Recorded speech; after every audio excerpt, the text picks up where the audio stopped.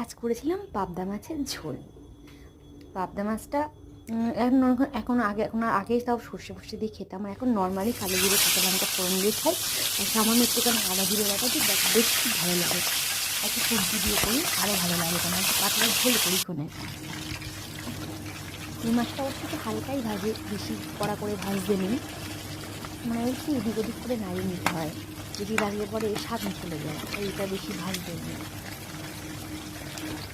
একটু ভেজে নিয়েছিলাম ফোনে, ভেজে নেওয়ার পরে আলু দিয়ে সিম দিয়ে বেগুন দিয়ে আলু সিম বেগুনটা একটু নুন দিয়ে ভালো করে ভেজে নিয়ে সাইড করে দিয়েছি। আমি আর তুলে রাখিনি, ওই মানে ওটা সাইড করে দিয়ে কালো জিরে কাঁচা লঙ্কা ফোড়ন দিয়ে পেঁয়াজ কুচি টমেটো কুচি সব দিয়ে দিয়েছিলাম ফোনে।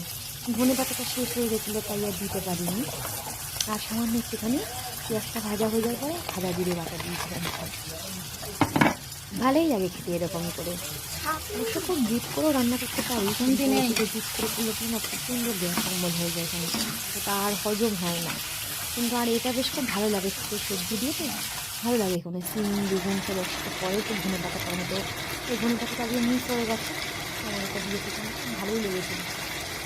রান্নাটা খুব সুন্দরই হয়েছে, পাতলা ঝোলে স্বাদই আলাদা, দারুণ টেস্ট। জল দিয়ে দিলাম, দিয়ে বেশ কিছুক্ষণ ফুটবে, মাছগুলো দিয়ে দেবো, ওখানে বেশ নামিয়ে নেবো। তোমরা কে কে এরকম করে রান্না করে খাও?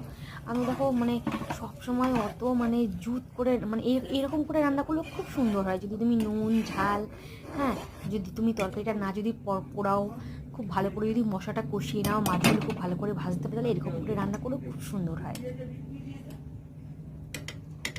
এটাও ভালোই লেগেছে খেতে। টাটা।